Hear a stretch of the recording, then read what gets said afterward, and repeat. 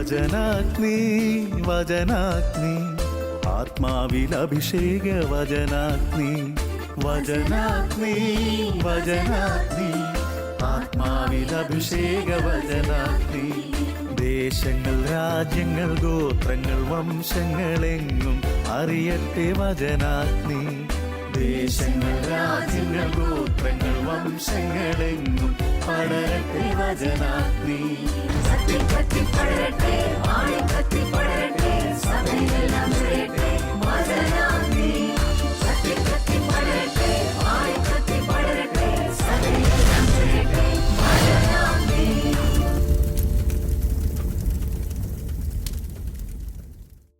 ഈശോയിൽ ഏറെ സ്നേഹിക്കപ്പെടുന്ന എൻ്റെ പ്രിയപ്പെട്ട സഹോദരി സഹോദരന്മാരെ, നിങ്ങളേവരെയും ഏറെ സന്തോഷത്തോടെ യേശുനാമത്തിൽ ഈ വചന ശുശ്രൂഷയിലേക്ക് സ്വാഗതം ചെയ്യുന്നു.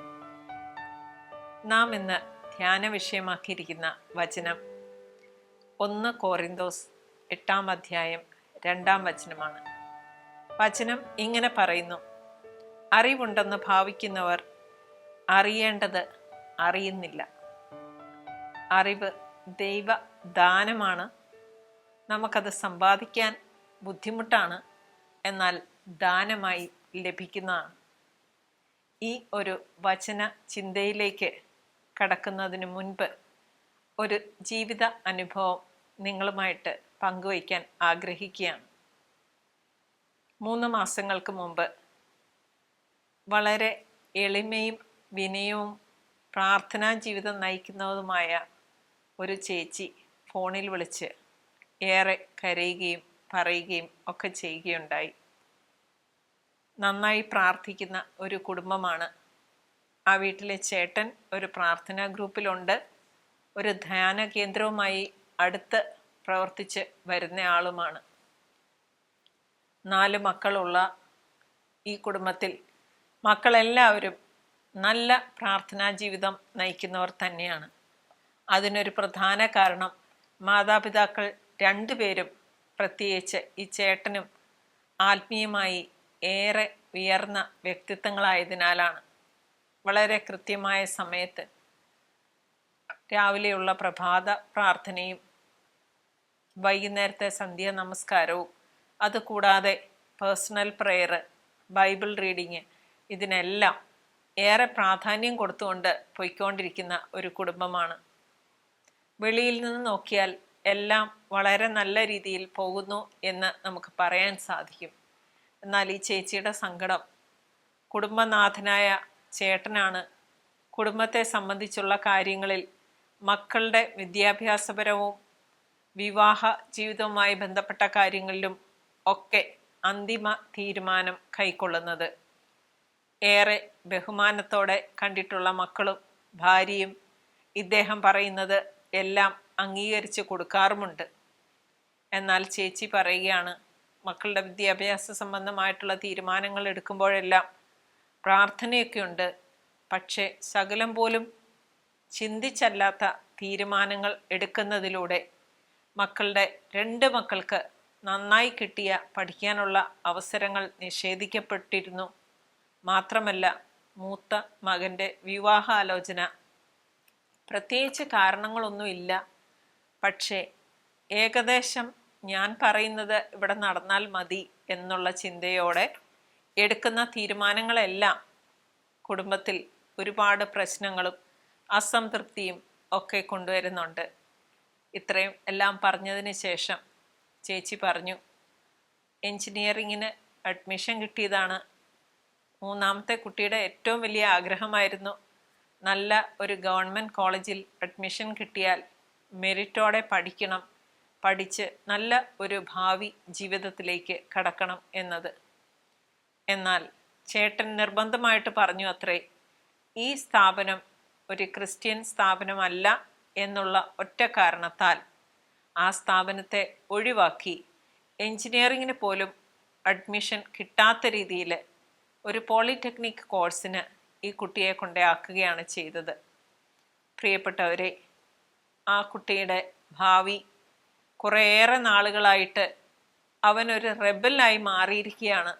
എന്ത് പറഞ്ഞാലും എതിർത്ത് പറയുക, അവന് ഇഷ്ടമില്ലാത്ത ഒരു കോഴ്സിലേക്ക് അവൻ്റെ ഏറെ നാളായിട്ടുള്ള പ്രാർത്ഥനയും പരിശ്രമവും എല്ലാം പിതാവ് മൂലം ഇല്ലാതായി എന്നുള്ള ഒറ്റ ചിന്തയിൽ പ്രാർത്ഥിക്കാനിരിക്കുമ്പോൾ പോലും മറ്റുള്ളവർക്ക് ഉതപ്പുണ്ടാക്കുന്ന രീതിയിൽ പ്രാർത്ഥിക്കുകയും പെരുമാറുകയും അവൻ്റെ ഉള്ളിൽ അടക്കി വച്ചിരിക്കുന്ന വികാരങ്ങളൊന്നും വെളിയിൽ പ്രകടിപ്പിക്കാൻ യാതൊരു നിവൃത്തിയുമില്ലാത്തതിനാൽ ഏറെ അസംതൃപ്തിയുള്ള ഒരു ജീവിതം നയിക്കുകയുമാണ്.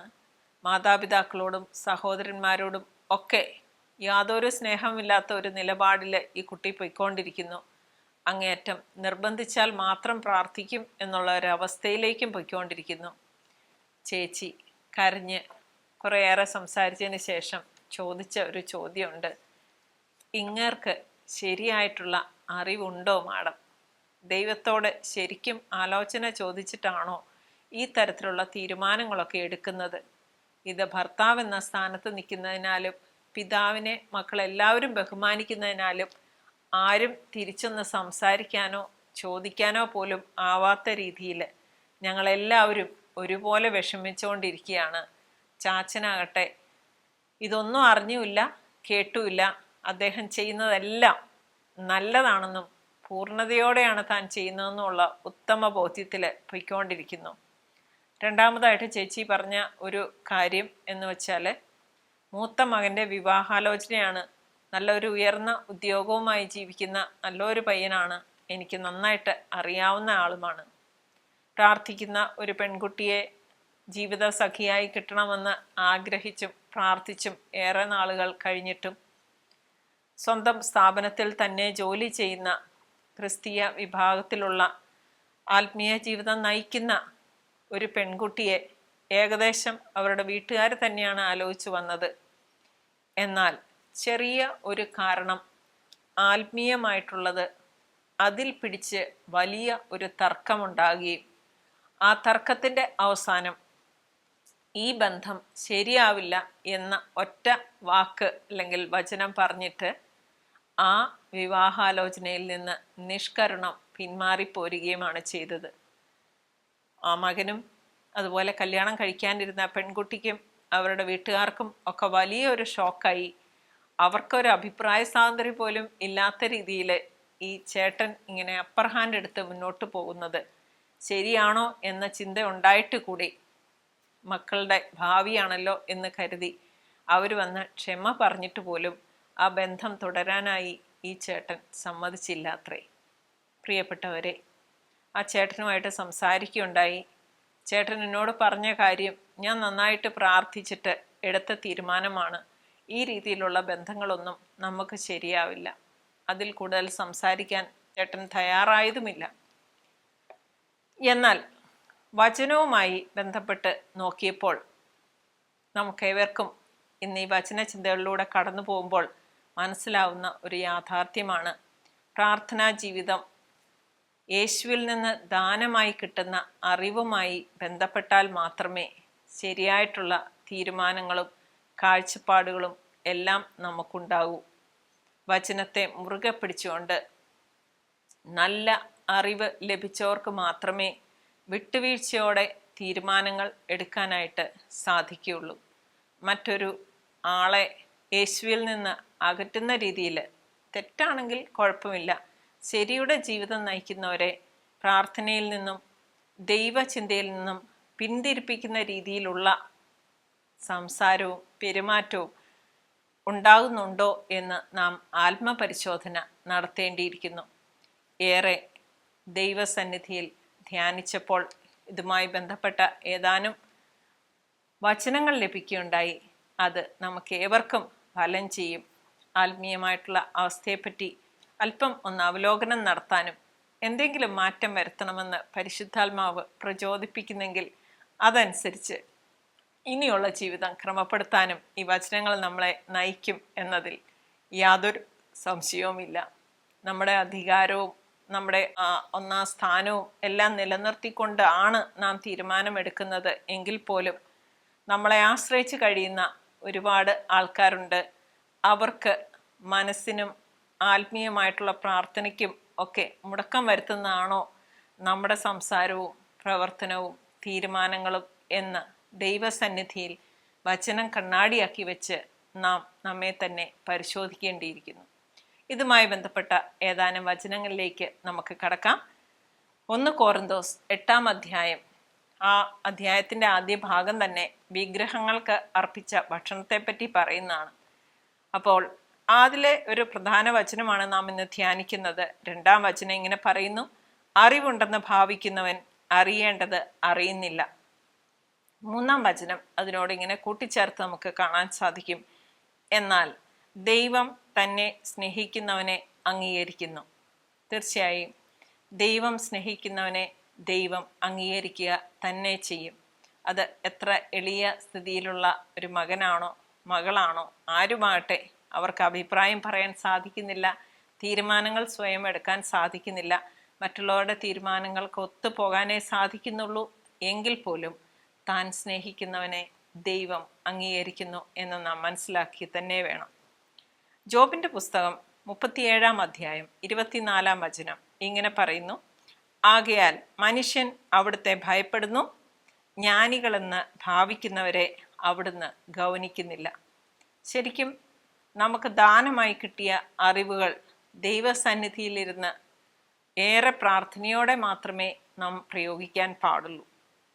വീണ്ടും 1 കൊറിന്തോസ് 8-ാം അധ്യായം ഇങ്ങനെ പറയുന്നു: ഇനി വിഗ്രഹങ്ങൾക്ക് അർപ്പിച്ച ഭക്ഷണത്തെ പറ്റിയാണ് ആണെങ്കിൽ പോലും ഈ കാര്യത്തിൽ നമുക്ക് അറിവുണ്ടെന്നാണല്ലോ സങ്കല്പം.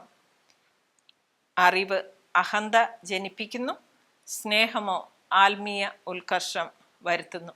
ദൈവസന്നിധിയിൽ പ്രാർത്ഥിച്ച് കാത്തിരുന്ന് തീരുമാനങ്ങളുമായി മുന്നോട്ട് പോകുന്നതാണ് എന്തുകൊണ്ടും ഉചിതം എന്നതിൽ സംശയമില്ല. വീണ്ടും 1 കൊറിന്തോസ് 8-ാം അധ്യായം 7-ാം തിരുവചനം ഇങ്ങനെ പറയുന്നു: എങ്കിലും ഈ അറിവ് എല്ലാവർക്കുമില്ല.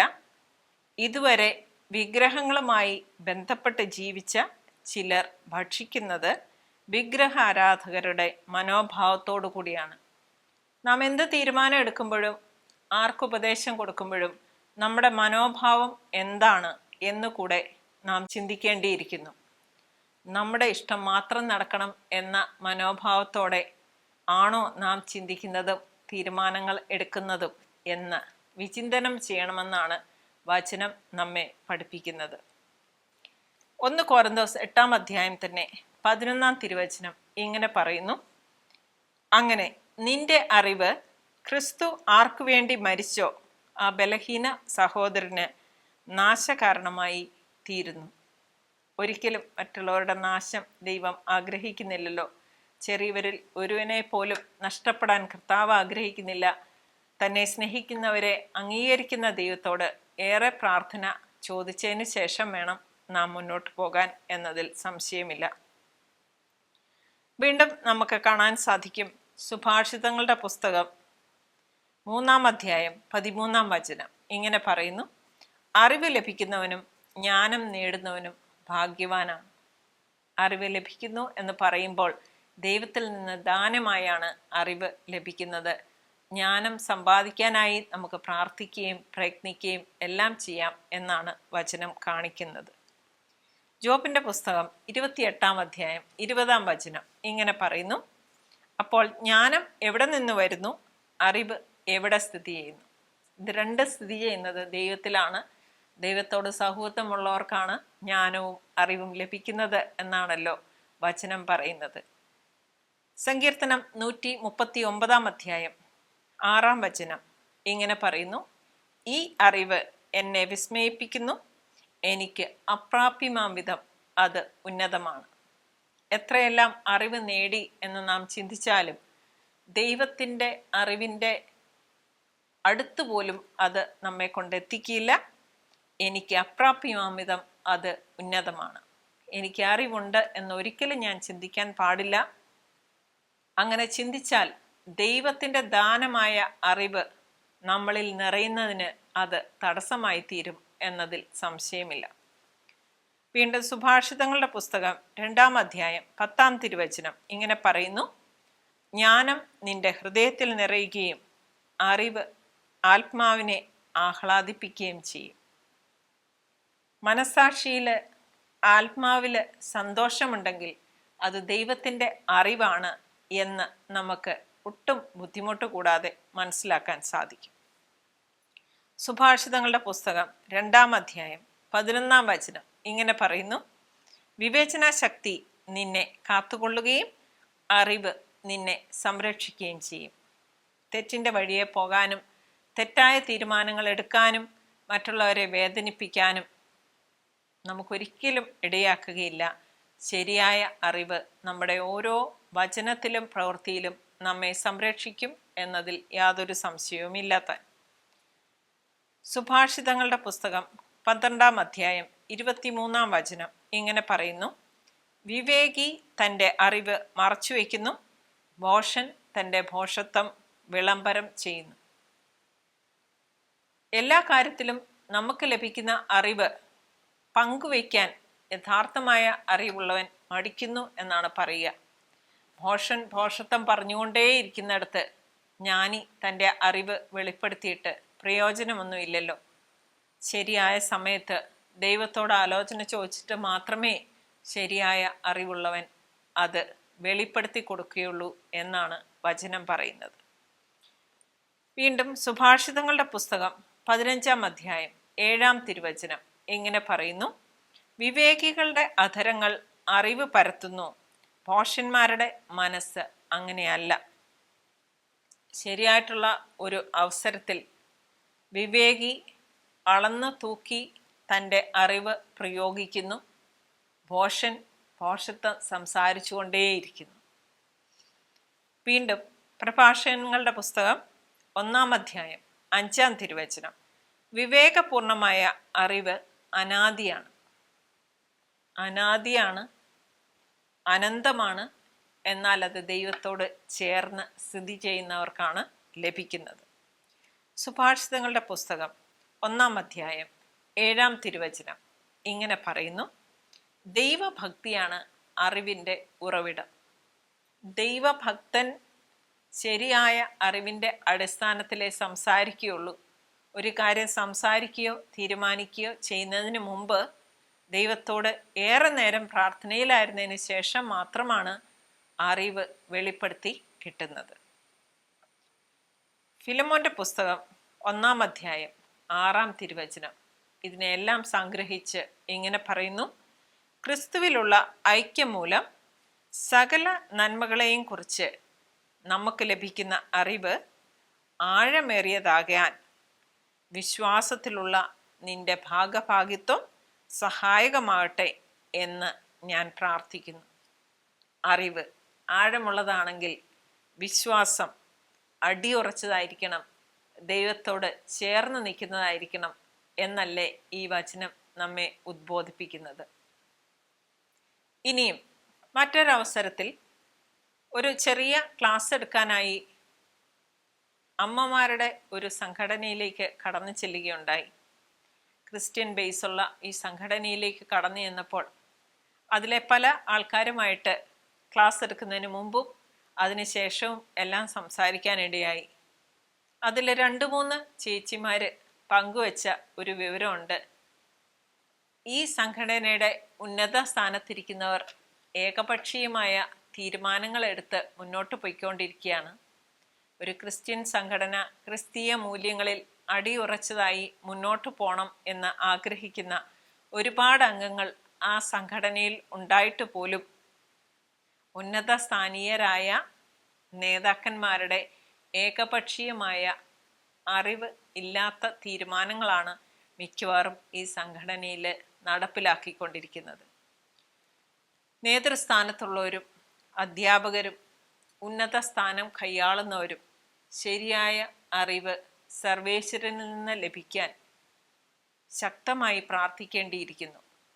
കുടുംബാംഗങ്ങളെയോ നമ്മളുടെ കൂടെ ജോലി ചെയ്യുന്നവരെയോ നമ്മുടെ ഒപ്പം ശുശ്രൂഷ ചെയ്യുന്നവരെയോ ഒരിക്കലും ദൈവത്തിൽ നിന്ന് വേർപ്പെടുത്തുകയും അകറ്റുകയും ചെയ്യുന്ന രീതിയിൽ ആയിരിക്കരുത് നമ്മളുടെ സംസാരവും പെരുമാറ്റവും തീരുമാനവും എല്ലാം എന്നാണ് ഈ വചനങ്ങൾ നമ്മെ കാണിക്കുന്നത്.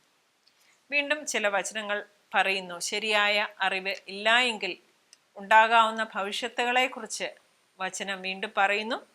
പ്രഭാഷകന്റെ പുസ്തകം 21 18 വചനം ഇങ്ങനെ പറയുന്നു: അജ്ഞന്റെ അറിവ് പരസ്പര ബന്ധം ഇല്ലാത്ത പുലമ്പലാണ്.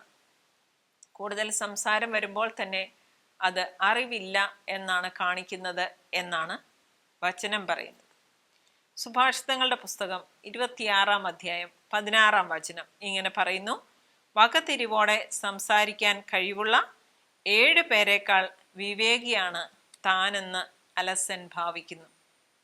നാം എത്ര ഉയർന്ന സ്ഥാനത്താണെങ്കിലും, താഴെയുള്ളവരാണെങ്കിലും കൂടെയുള്ളവരാണെങ്കിലും, നമ്മളോട് എന്തെങ്കിലും ഒരു കാര്യം സംസാരിച്ചാൽ അതിലെന്തെങ്കിലും വാസ്തവമുണ്ടോ, അതിൽ കാര്യമുണ്ടോ എന്ന് നമ്മുടെ മനസാക്ഷിയോടും ദൈവസന്നിധിയിലിരുന്നും നാം പല പ്രാവശ്യം ചോദിക്കേണ്ടിയിരിക്കുന്നു.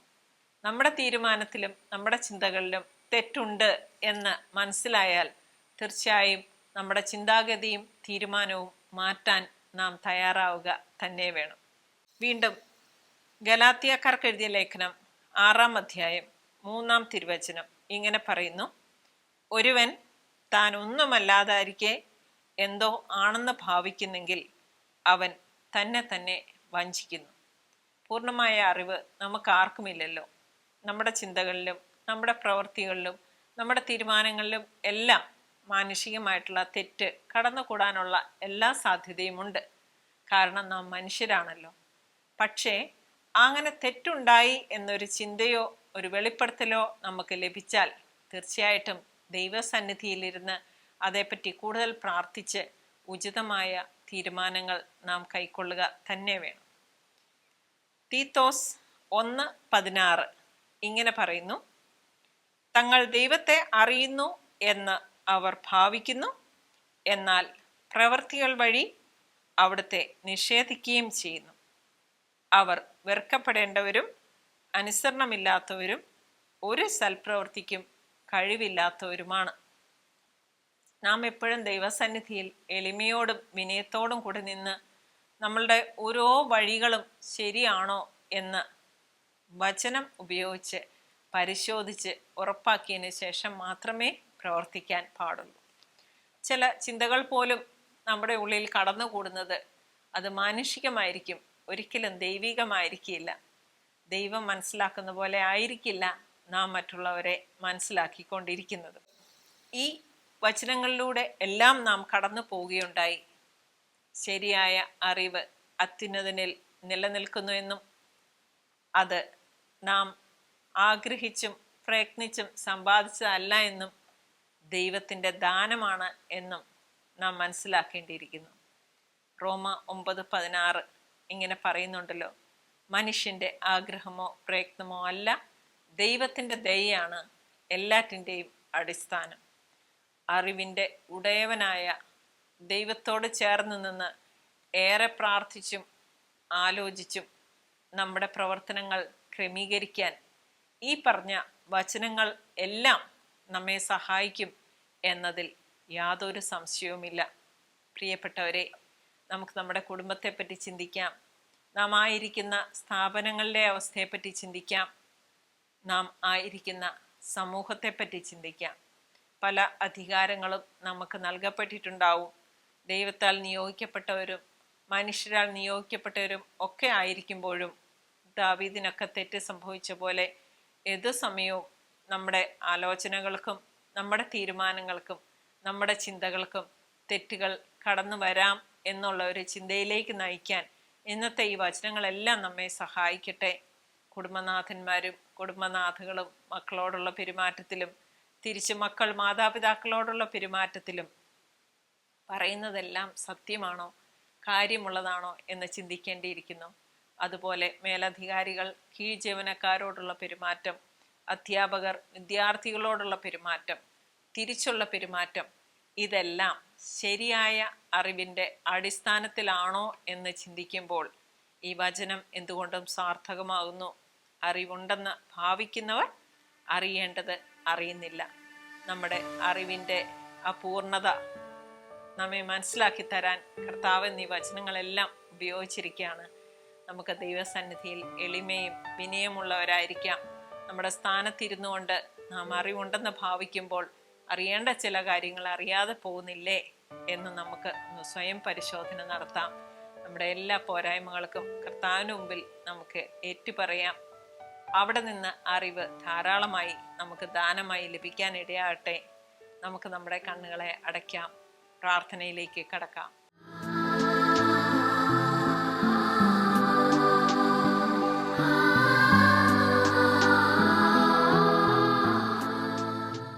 കർത്താവേ, ഞങ്ങളുടെ ശക്തനായ യേശുവേ, ഈ സമയം ഞങ്ങൾ അങ്ങേ ആരാധിക്കുന്നു, സ്തുതിക്കുന്നു, പുകഴ്ത്തുന്നു, മഹത്വപ്പെടുത്തുന്നു. അങ്ങ് ഞങ്ങളുടെ ജീവിതത്തിൽ വർഷിച്ച കോടാനുകോടി അനുഗ്രഹങ്ങൾക്കായിട്ട് നന്ദി കരയറ്റുന്നു. ഈശോയെ, ഇന്ന് വചനത്തിലൂടെ അങ്ങ് ഞങ്ങളോട് സംസാരിക്കുകയായിരുന്നല്ലോ. ഞങ്ങൾ പലപ്പോഴും ചിന്തിക്കുന്നത് ഞങ്ങൾക്ക് അറിവുണ്ടെന്നാണ്. എങ്കിലും കർത്താവേ, ഇപ്പോൾ ഈ വചനങ്ങളുടെ അടിസ്ഥാനത്തിൽ ഞങ്ങൾ മനസ്സിലാക്കുന്നു, ഞങ്ങളുടെ അറിവ് അപൂർണമാണ്. പൂർണ്ണമായ അറിവ് സർവശക്തനിലാണ് കുടികൊള്ളുന്നത്. കർത്താവെ, ഈ സമയം ഞങ്ങൾ എളിമയോടെ യാചിക്കുകയാണ്. കർത്താവെ, ഞങ്ങളായിരിക്കുന്ന അവസ്ഥകളിലെല്ലാം ശരിയായ അറിവിനാൽ ഞങ്ങളെ നയിക്കാൻ തക്ക രീതിയിൽ ഞങ്ങളുടെ ബുദ്ധിയെയും മനസ്സിനെയും ശരീരത്തെയും കർത്താവെ, ചിന്തകളെയും തീരുമാനങ്ങളെയെല്ലാം കർത്താവെ അങ്ങ് ഏറ്റെടുക്കണമെന്ന് ഞങ്ങൾ പ്രാർത്ഥിക്കുന്നു. ഈ സമയം കർത്താവെ, ആത്മീയ സ്ഥാനത്തിരിക്കുന്നവരും കുടുംബത്തിൽ നാഥനും നാഥയുമായിട്ട് പ്രവർത്തിക്കുന്നവരും വിവിധ തുറകളിൽ ജോലി ചെയ്യുന്നവരുമായിട്ടുള്ള എല്ലാ മക്കളെയും കർത്താവെ ശരിയായ അറിവും ജ്ഞാനവും കൊണ്ട് നിറയ്ക്കുന്നതിനായി ഞങ്ങൾ പ്രാർത്ഥിക്കുന്നു. ഈശോയെ, ഞങ്ങളുടെ ഒരു വിചാരവും വചനവും പ്രവൃത്തിയും ചിന്തയും പെരുമാറ്റങ്ങളും കർത്താവെ, യേശു കുരിശിൽ ചിന്തി ജീവരക്തത്താൽ വീണ്ടെടുത്ത ഒരാളുടെ നാശത്തിന് കാരണമാകില്ലേ എന്ന് ഞങ്ങൾ യാചിക്കുന്നു. ഈശോയെ, ഞങ്ങളുടെ ശരിയായ അറിവ് നൽകി ഞങ്ങളുടെ ബുദ്ധിയെ പ്രകാശിപ്പിക്കുകയും മനസ്സിനെ ശക്തിപ്പെടുത്തുകയും ചെയ്യണമേ. അവിടുത്തെ തിരുവിഷ്ടപ്രകാരം മാത്രം ഓരോ നിമിഷവും വിചാരിക്കാനും പറയുവാനും പ്രവർത്തിക്കാനും ചിന്തിക്കാനും പെരുമാറാനും വേണ്ട കൃപയാൽ അനുഗ്രഹത്താൽ നിറയ്ക്കണമേ. ഈശോയെ, സമയം ഇത് കേട്ടുകൊണ്ടിരിക്കുന്ന അനേകര് തെറ്റിദ്ധാരണകളുടെ പേരിൽ, ശരിയല്ലാത്ത അറിവുകളുടെ പേരിൽ മറ്റുള്ളവരെ ദൂഷിച്ച് സംസാരിക്കുകയും പെരുമാറുകയും തീരുമാനമെടുക്കുകയും ഒക്കെ ചെയ്തിട്ടുണ്ടെങ്കിൽ കർത്താവെ, അതിലേക്ക് വെളിച്ചം വീശുന്ന നന്നായി ഇന്നത്തെ ഈ വചനങ്ങൾ മാറട്ടെ എന്ന് ഞങ്ങൾ ആഗ്രഹിക്കുന്നു. ഞങ്ങൾ പ്രാർത്ഥിക്കുകയാണ്. അമ്മേ മാതാവേ, എല്ലാ അറിവും ജ്ഞാനവും ഹൃദയത്തിൽ സംഗ്രഹിച്ചവളെ, അറിവ് ശരിയായ സമയത്ത് പ്രയോഗിക്കുന്നതിനും ശരിയായ അറിവിനാൽ നിറയുന്നതിനും ഞങ്ങളെ നിറയ്ക്കണമേ. ഞങ്ങൾക്ക് വേണ്ടി ഈശോയോട് മധ്യസ്ഥം വഹിച്ച് പ്രാർത്ഥിച്ചു കൊള്ളണമേ. യേശുവെ നന്ദി, യേശുവെ സ്തുതി, യേശുവെ സ്തോത്രം. ഹല്ലേലൂയ, ആരാധന. ആമേൻ.